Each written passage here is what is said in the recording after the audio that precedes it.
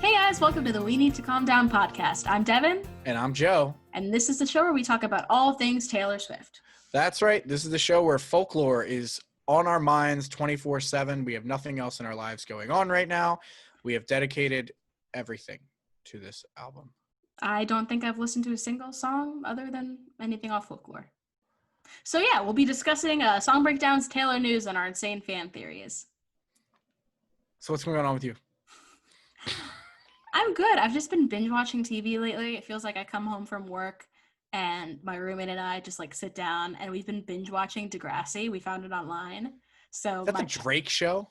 That is the Drake show. Aubrey, whatever his last name was, Bell, or that's Saved by the Bell. No, but I forget what his last name is in real life. Aubrey Graham. His name's not Drake? Did you not know this? What? Drake's name is not Drake. Honey, no. Next you're going to tell me 50 Cent's name is not 50 Cent. It's not 50 Cent. No. What's Ludacris's name? No, I'm just kidding. No, I figured Drake's name wasn't Drake, but it could have been. I mean, Drake Bell is a person. Yeah. But it's So what's Degrassi? What is Degrassi? Degrassi, because I say everything with a weird A inflection. It's a Canadian TV show. It was on Teen Nick, formerly known as The N.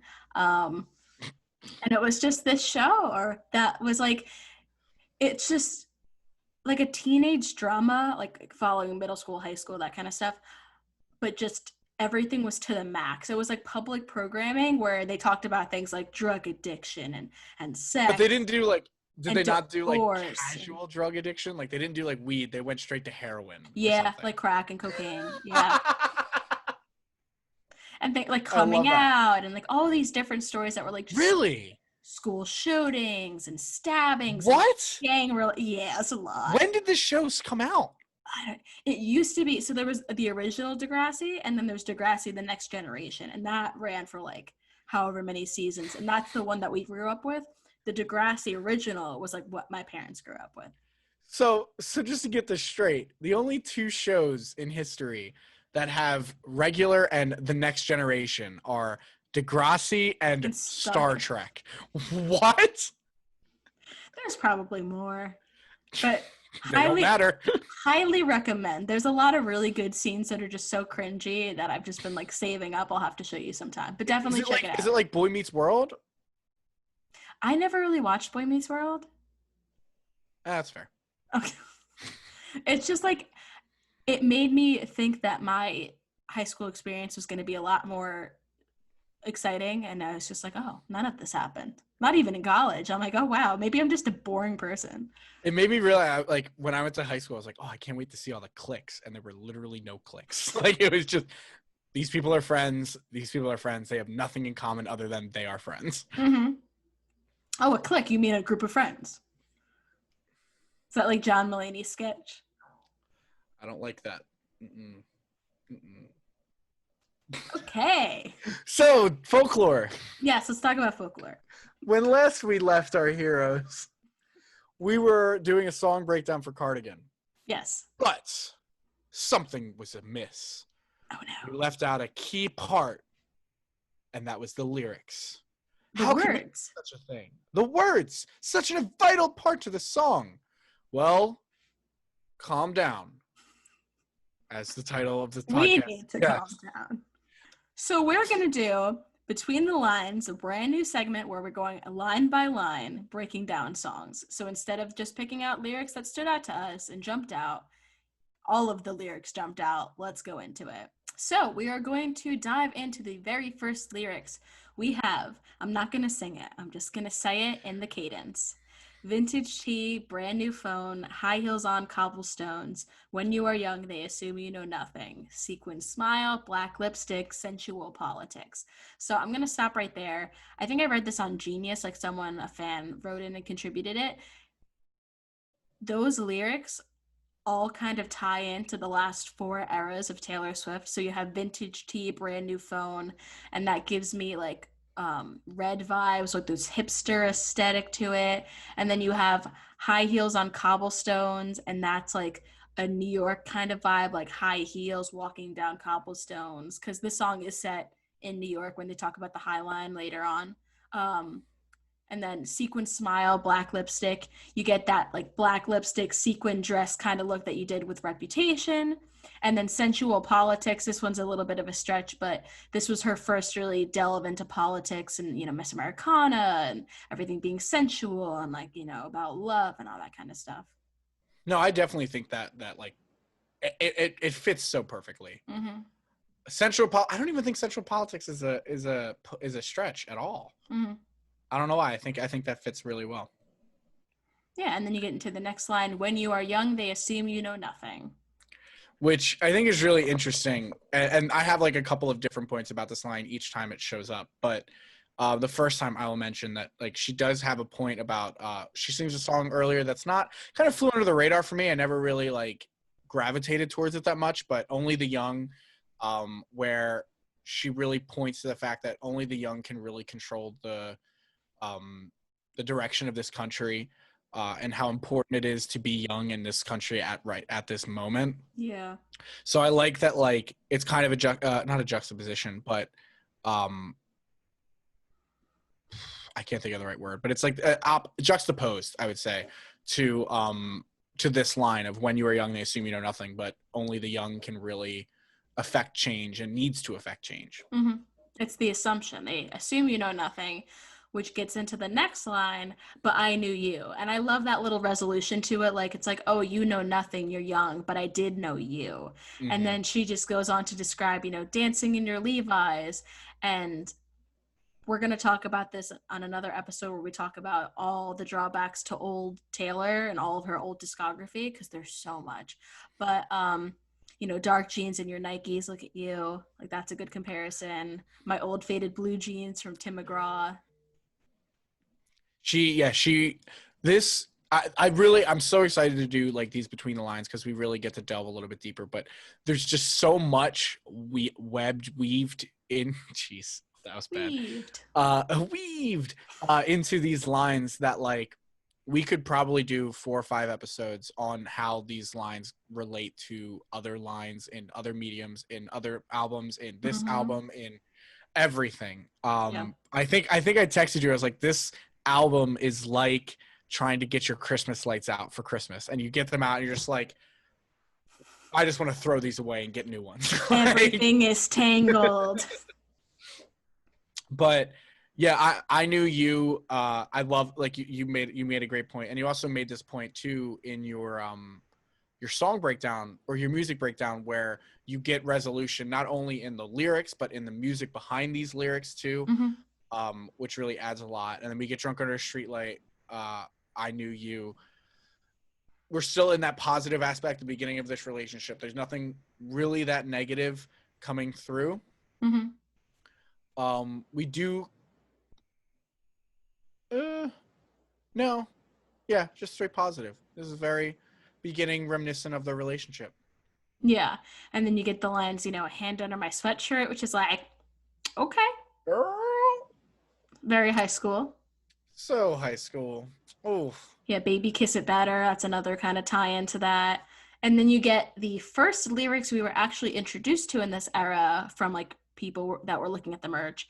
And when I felt like I was an old cardigan under someone's bed, you put me on and said I was your favorite.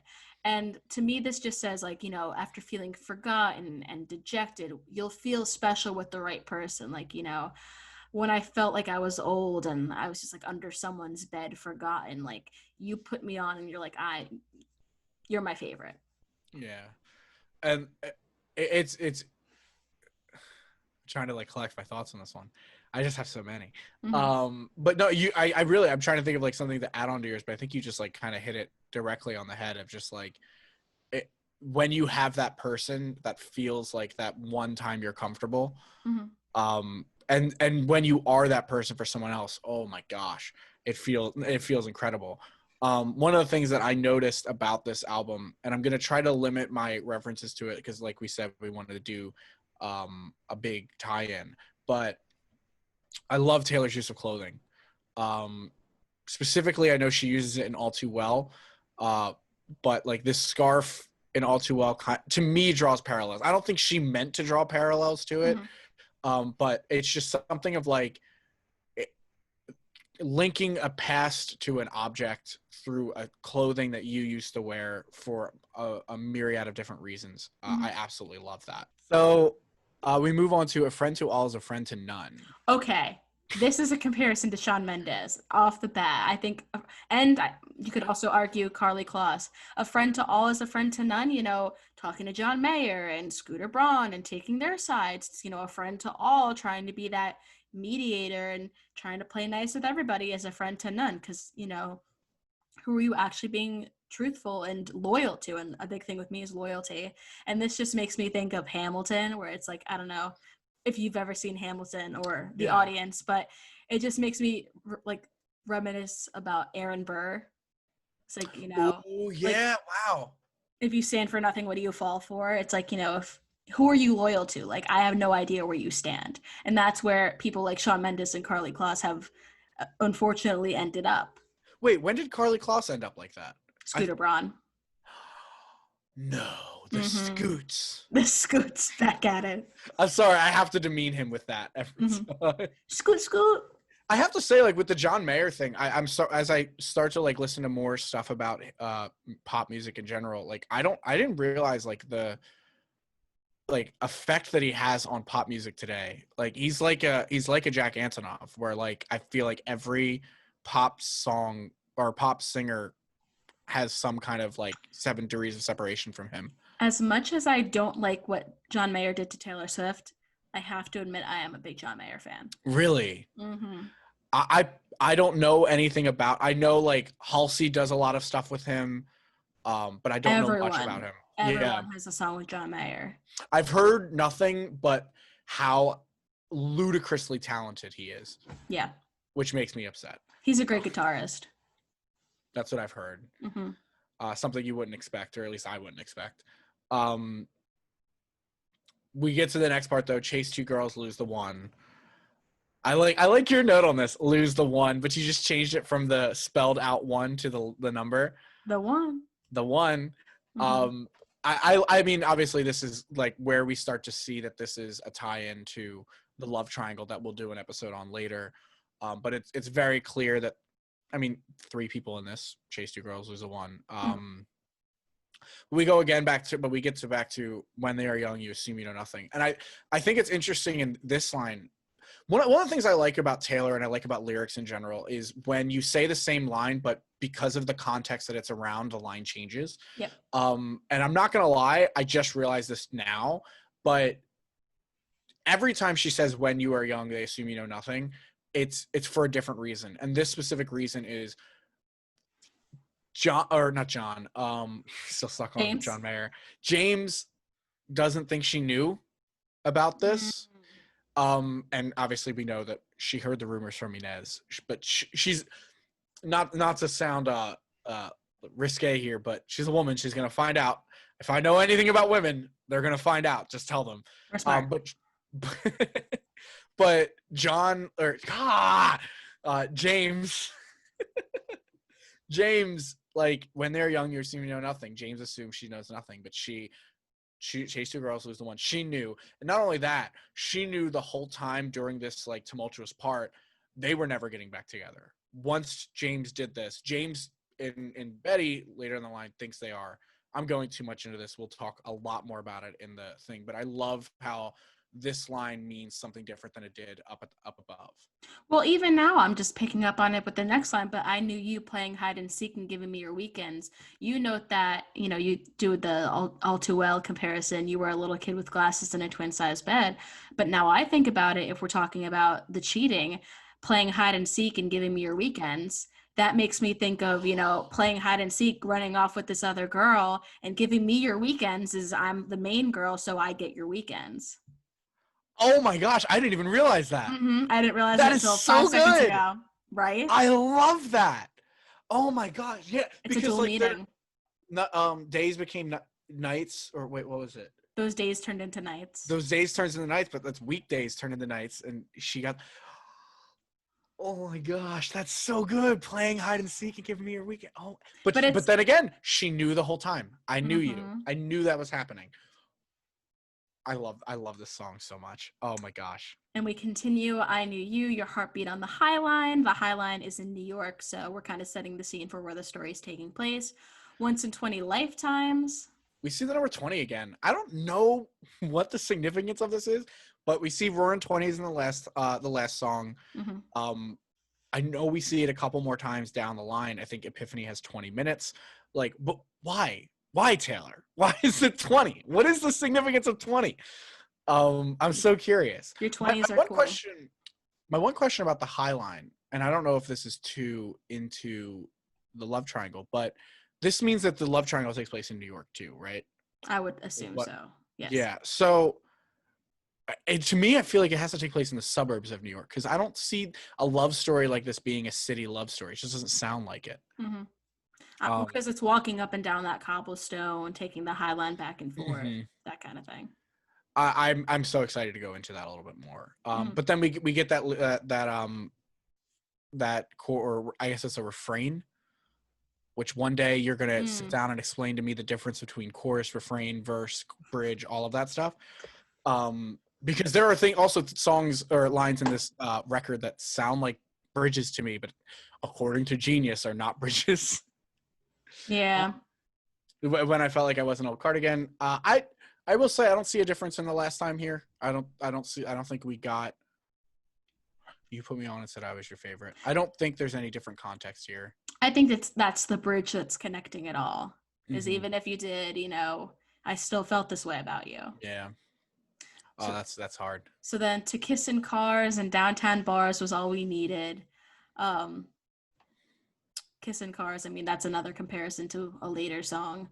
You drew stars around my scars, but now I'm bleeding. And I actually really like that. So, you drew stars around my scars, but now I'm bleeding. And I think that might be a reference to when you actually draw stars, it's, they have the pointy edges. So at first it's like, scars seem like cute and all like happy and mystical or whatever, but there's like a hidden edge to it.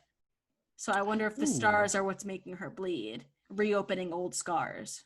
And she does reference stuff like that a lot. And like, we actually kind of, I don't know how deep we got into it in the one, but we start to see how graphic the lyrics kind of get with Taylor. There's a lot of references to blood, a lot of references to scars, open wounds, blood stained. We see it later down in the song, but like she goes CSI or Law and Order SVU on us, like just very dun. just very like we see like a lot more grotesque imagery from this stuff, which I think is really interesting. What's weird, and this is one thing I don't think she meant, but for some reason when I think of stars around my scars, it reminds me of Lover, like the visual from Lover, the heart over her eye. Like that's exactly what I kind of imagine the star over a scar would be. She did have tattoos like of stars here for some of it. I think they were like temporary tattoos. I love her temporary tattoos. The one she had in We Need to Calm Down. That's us. But this was like it was like these black stars over here. I forget what it was for. But yeah, there was that too. So then we get into Cause I Knew You, Stepping on the Last Train. And I like this because like there's just lyrics that you don't really get until you think about it. And stepping on the last train, you're not jumping on the first train. You're not jumping on a random one in the middle. This is the last train. It's like, it might be too late, but I'm going to jump on and I'm going to try because I might regret it. And it's like, it kind of shows that you're not there from the beginning. You're not eager. Like, oh, I might lose her. I better hop on the train.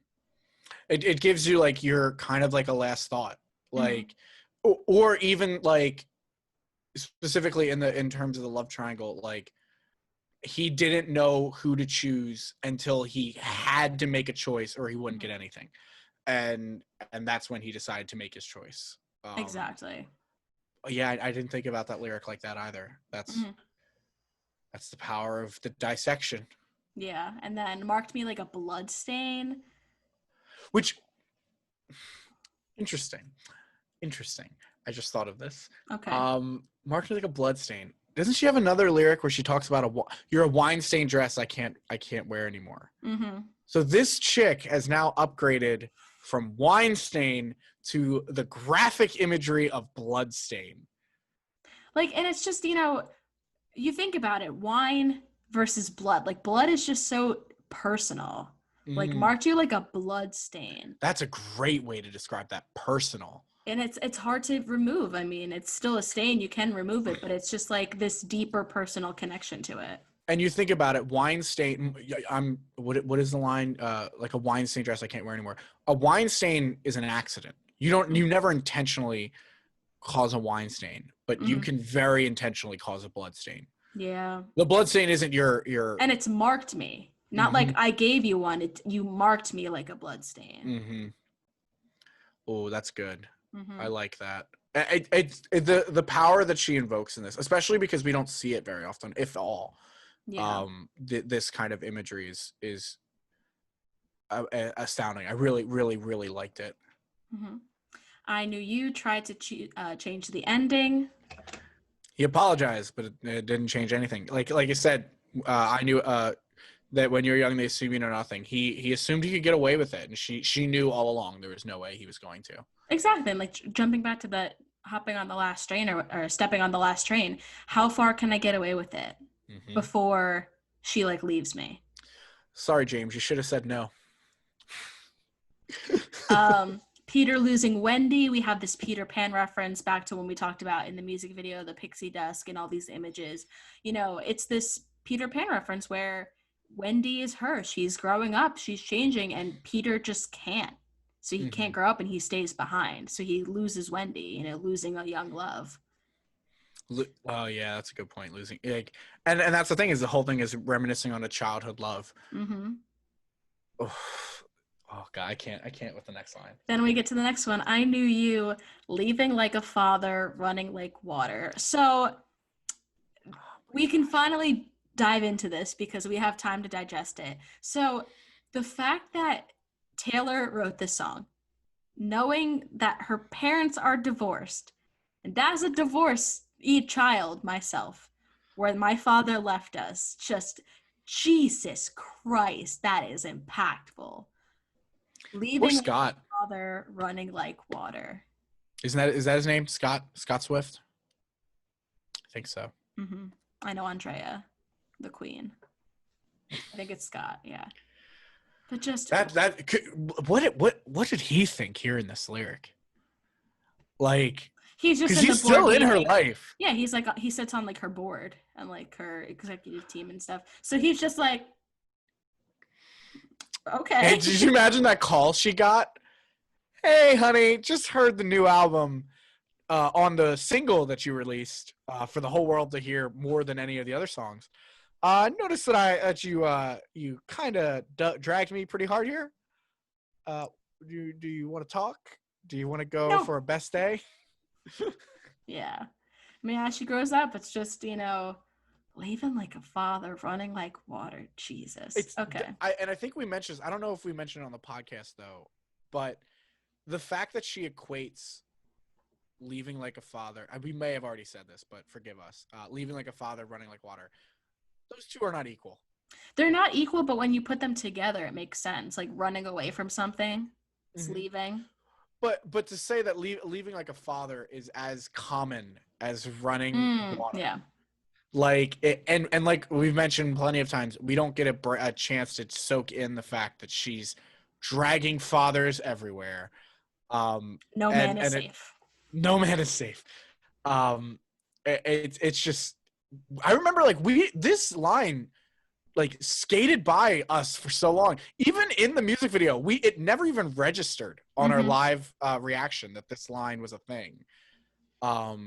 And then like I think it was like one day you texted me out of the blue like, leaving like a father, like just like so like, what is happening? This is a line. How did we miss this?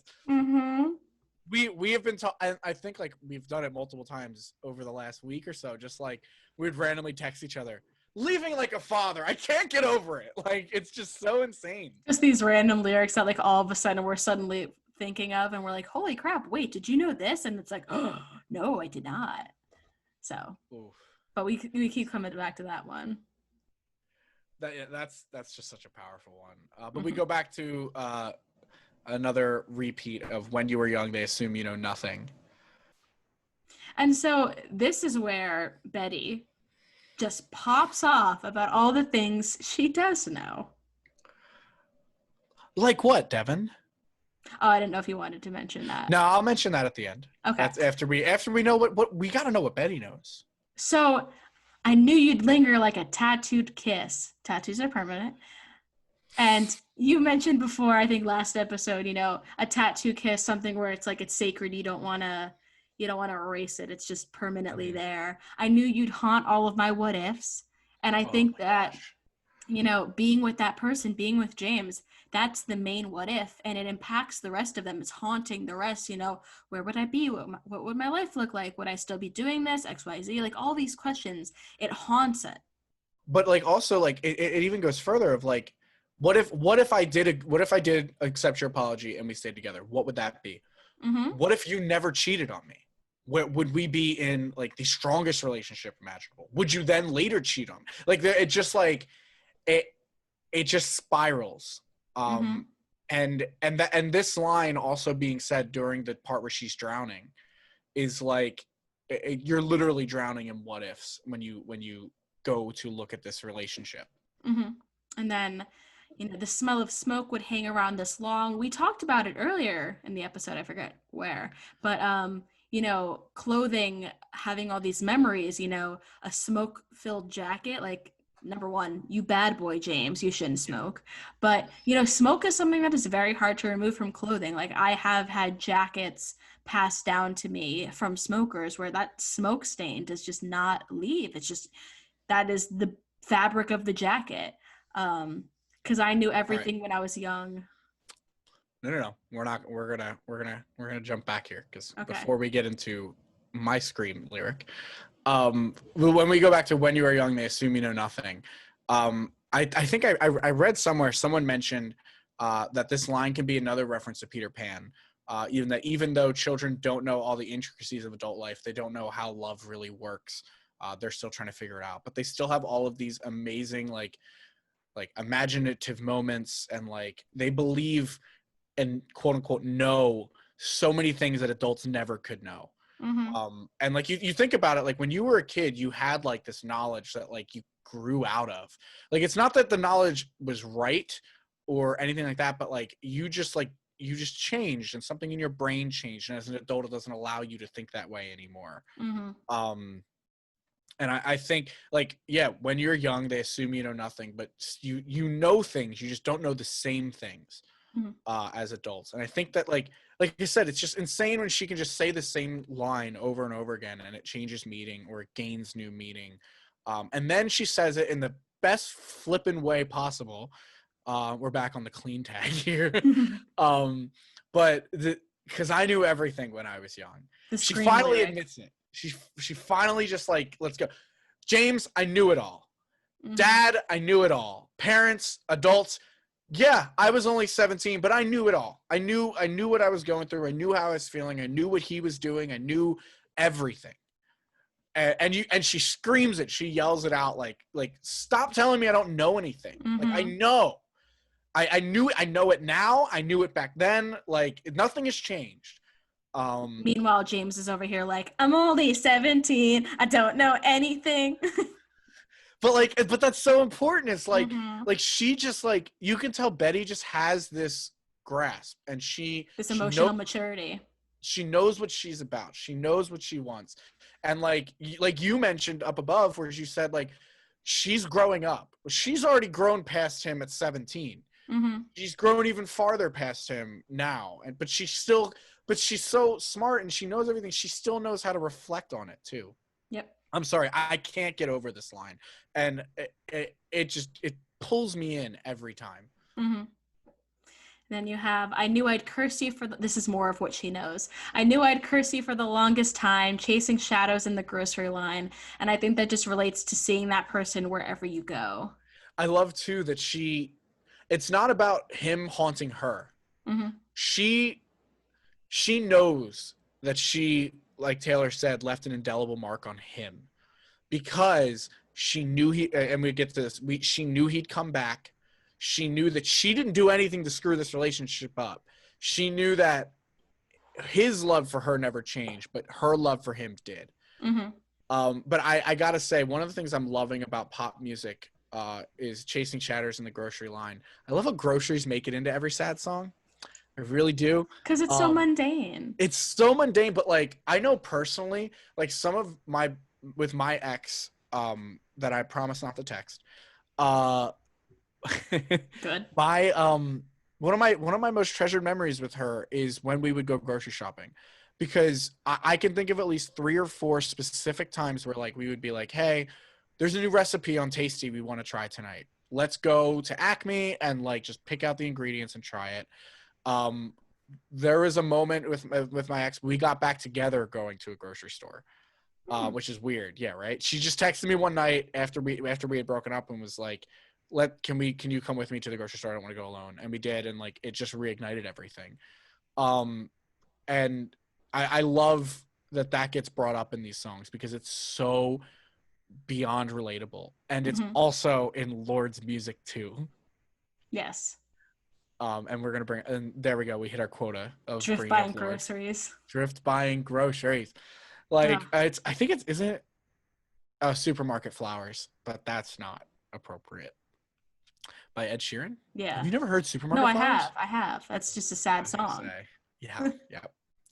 Yep. All right, then we get back into it. I knew you'd miss me once the thrill expired. That's a direct correlation to James cheating. And you'd be standing in my front porch light. That's a direct correlation to Betty. And then you just have this refrain where she's just, and I knew you'd come back to me, you'd come back to me, you'd come back to me, and you'd come back. I like how, let's see, how many times does she say I knew before this? I knew you dancing in your Levi's. That's 1. Okay, I knew probably so many. It's not. I knew you playing hide and seek. I knew you heartbeat on the high line. That's 3. And that's it. I knew you stepping on the last train. She says it 14 times. Good use of Control F. Yep. Better than me. But she just goes from when she gets sick and tired of I knew, but you don't know everything, Betty, to no, I do. I know. And she just pops off, like you said. But no, like I love that she knew that he'd come back. She knew he'd come back to me. And why wouldn't he? He's the one that messed up. But there's no Betty for him to come back to. Yeah. And she's the only one that knows that. And then it just ends with, and when I felt like I was an old cardigan under someone's bed, you put me on and said I was your favorite. And you can't tell if that's like I don't think they got back together. I think you just, reminiscing, like you put me on and said I was your favorite. It's kind of like a sad little ending to it. Like I said, for some reason, the line, once in 20 lifetimes? Yeah. Something about it makes me feel like this is like an older Betty, like if not mid-20s, 30, mid-30s. I would say maybe like late 20s. Late 20s. I could see late 20s. But it just makes me feel like she probably is single at this point in her life, recounting a couple of things that have gone on, and she always comes back to James, and she always goes back to that feeling of when she felt like an old cardigan and someone thought she was her favorite. And she thought he was her favorite. But James was a terrible person. Yikes. So that is Cardigan. Those are the lyrics. It's so good. Between the lines.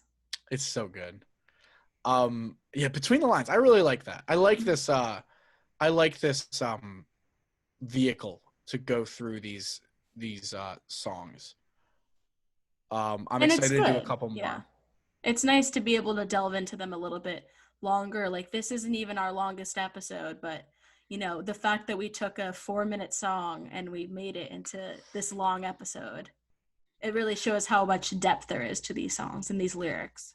I wouldn't be surprised if this was the shortest of our Between the Lines. Because God, it gets so much worse. We got some doozies coming up. Peace is just going to be a 2-hour episode. I am so excited for Peace. Oh my gosh. I hate that all my favorite songs are at the end of this record. Like, come on. We'll get to it later. But that was another episode of We Need to Calm Down. Please subscribe on whatever platform you're listening to. We're on all of them, every single one. Tell a friend about us, rate us 5 stars, leave us a comment. It really, really helps us with Apple. Yes, and follow us on social media. We are on Facebook, Twitter, Instagram, YouTube. You can see our lovely faces. At WNTCD Podcast on Twitter. DM us, leave a comment, let us know what you think. I will say, if you have a suggestion for a future episode, it'll probably be a while. Keep it to yourself. No, tell us. But we're pretty locked into folklore for a little while, unless we get a really, really juicy idea. If she's engaged. All right. Calm down. Never. All right. Other than that, we hope you liked our first episode of Between the Lines. Yes, thank you so much. Come back. We'll be here.